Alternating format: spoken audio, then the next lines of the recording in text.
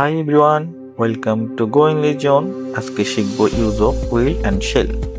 Will আর shall দুটোই future টেন্সে হেল্পিং ভার্ব, মানে করব, হবে, যাব ইত্যাদি। মনে রাখবেন, উইল বসবে I, you, he, she, it, we, they সবার সঙ্গে, কিন্তু ফর্মাল ইংলিশে আই আর উই এর সঙ্গে শেল ব্যবহার করা যায়। Example, I will go to school tomorrow. আমি কাল স্কুলে যাব। He will call you later. সে পরে তোমাকে ফোন করবে।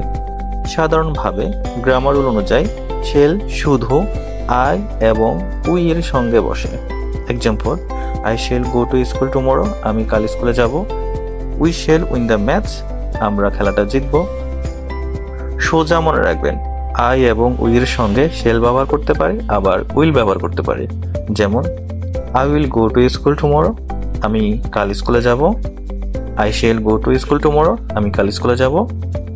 We will win the match. আমরা খেলাটা জিতব।